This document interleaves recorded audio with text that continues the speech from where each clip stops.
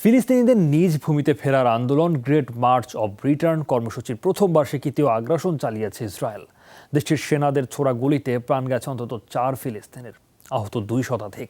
পূর্বপুরুষের ভিটেমাটি ফেরত পাওয়ার দাবিতে শনিবার ইসরায়েলি সীমান্তে জড়ো হয় হাজারো ফিলিস্তিনি। হামলা উপেক্ষা করেই নিজেদের ভূমি উদ্ধারের লড়াই চালিয়ে যাওয়ার ঘোষণা তাদের। গত 1 বছর ধরেই এ চিত্র নিয়মিত গাজায়। নিরস্ত্র ফিলিস্তিনিদের বিক্ষোভ ঠেকাতে ইসরায়েলের তরফ থেকে ভয়ঙ্কর সব মারণাস্ত্রের ব্যবহার, যার ব্যতিক্রম হয়নি গ্রেট মার্চ অব রিটার্ন কর্মসূচির প্রথম বার্ষিকীতেও।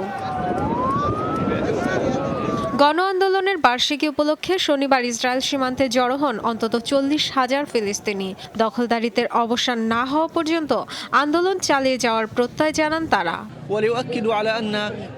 আমাদের নিজ ভূমিতে ফেরার আন্দোলন চলবে। আরও বড় আকারে এই কর্মসূচি চালাবো আমরা। আরও সুনির্দিষ্ট লক্ষ্য নিয়ে এগুবো। যদিও এজন্য অনেক ত্যাগ স্বীকার করতে হচ্ছে, তবুও আমার বিশ্বাস লক্ষ্যে পৌঁছবো। বড় ধরনের বিক্ষোভ সামনে রেখে সীমান্তের অপর পাশে আগে থেকেই বিপুল পরিমাণ সেনা মোতায়েন করে তেল আবিব। ইসরায়েলি বাহিনীর দাবি, তাদের লক্ষ্য করে ইটপাটকেল ছোড়ে বিক্ষোভকারীরা। জবাবে টিয়ার গ্যাস ও গুলি ছোড়ে তারা। ঘটে হতাহতের ঘটনা। ইসরায়েলি আগ্রাসনের নিন্দা জানিয়ে বিক্ষোভকারীদের সাথে একাত্মতা জানায় ফিলিস্তিনি স্বাধীনতাকামী সংগঠনগুলোর সদস্যরাও। বিশ্ব রাজনীতির শিকার ফিলিস্তিনিরা। আমাদের ভূখণ্ড কেড়ে নেওয়া হয়েছে। যত বড় ত্যাগ কিংবা সংগ্রাম প্রয়োজন হোক করব। আমাদের ভূমি আর অধিকার ফিরে পেতে চাই। লক্ষ্য অর্জনে নতুন করে শক্তি সঞ্চয়ের উদ্দেশ্যে এখানে জড়ো হয়েছে আমরা। বিভাজন দূর করে জাতীয় ঐক্যের মাধ্যমে এগিয়ে যেতে হবে আমাদের।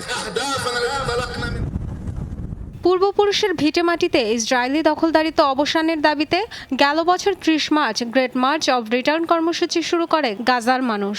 1 বছর ধরে প্রতি সপ্তাহে ইসরায়েল সীমান্তে বিক্ষোভ করছে ফিলিস্তিনিরা।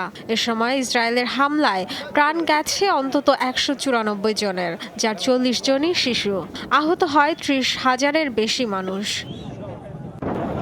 Dorothy Tasrin, Jamuna news.